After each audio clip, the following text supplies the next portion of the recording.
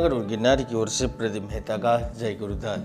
नजर को बदलो तो नज़ारे बदल जाते हैं, सोच को बदलो तो सितारे बदल जाते हैं। कश्तियाँ बदलने की जरूरत नहीं है, दिशाओं को बदलो तो किनारे खुद ब खुद बदल जाते हैं।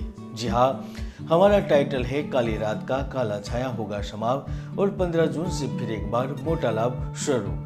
जी हाँ, सिंह राशि वालों, वैदिक ज्योतिष शास्त्र के मुताबिक जून में बड़े अंतराल के बाद सूर्य का राशि परिवर्तन सिंह राशि वालों के लिए शुभ रहने वाला है।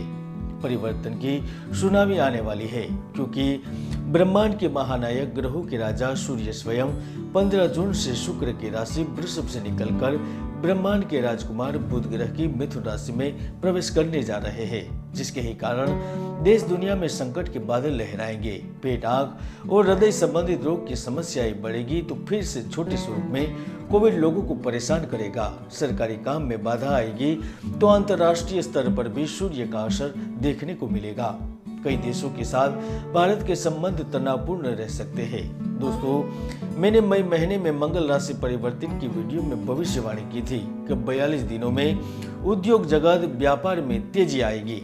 शासन और प्रशासन में उथल पुथल हो सकती है। कुछ हिस्सों में झगड़े, हिंसा, अप्राकृतिक घटनाएं, दुर्घटनाएं घटित होगी तो देश के कई हिस्सों में अशांति, उपद्रव भी हो सकते हैं। आप देख भी सकते हैं कि वाणिज्य और उद्योग मंत्रालय के हवाले से कहा गया कोर सेक्टर में 8.4% की वृद्धि हुई तो यूपी सहित देश में कुछ उपद्रव भी हुए हैं और मेरी यह भविष्यवाणी 100% सच होती जा रही है।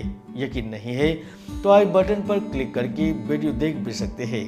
तो आइए जानते हैं सूर्य राशि परिवर्तन का पॉजिटिव नेगेटिव प्रभाव कैसा रहेगा सिंह राशि पर। सिंह राशि वालों, सूर्य का गोचर आपके 11वें भाव में हो रहा है। 11वां भाव यानी कि लाभ का भाव, आय का भाव माना जाता है, जिसके ही कारण 15 जून से ही आपकी आय में बढ़ोतरी शुरू हो जाएगी। आप जिस जगह पर कार्य कर रहे हैं वहां से तो धन प्राप्त होगा तो साथ ही साथ आय के नए स्रोत प्राप्त होंगे। आप जिस व्यवसाय से जुड़े हुए हैं, जिस बिजनेस से जुड़े हुए हैं, वहां पर भी आकस्मिक धन लाभ की उम्मीद कर सकते हैं। विशेष तौर पर यह समय नौकरी एवं व्यापार में अधिक लाभ कमाने का रहेगा क्योंकि आपकी आर्थिक स्थिति में जबरदस्त बढ़ोतरी होने वाली है। आर्थिक तंगी से छुटकारा मिलने से आप पारिवारिक सुख भी प्राप्त कर पाएंगे। यदि आपने पिछले समय में जोखिमपूर्ण धन निवेश कर दिया था या फिर व्यापार के विस्तार की योजनाओं के लिए पैसे लगा दिए थे तो वहां से भी आप लाभ की उम्मीद कर सकते हैं।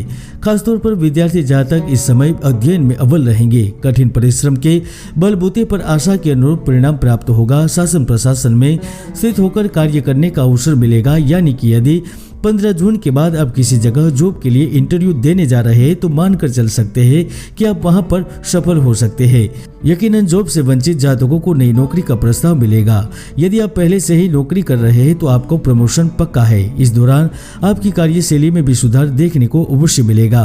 ज्योतिष शास्त्र के अनुसार सूर्य 11वें भाव में धनी, सुखी, बलवान, सदाचारी, राज्य से सम्मान देने वाले तो होते हैं, साथ में अनायास संपत्ति की प्राप्ति भी करवाते हैं। जी हाँ, किस्मत के खेलों में भी लाभ दे सकता है। खासतौर पर जो तेल के व्यापारी है वह भी इस माह में तेजी का अनुभव कर सकेंगे। रेडीमेड वस्तुओं के व्यापार में तेजी आने की संभावना है तो इसके साथ साथ टेलीकम्युनिकेशन के व्यवसाय से जुड़े लोग भी बड़े लाभ की आशा कर सकते हैं।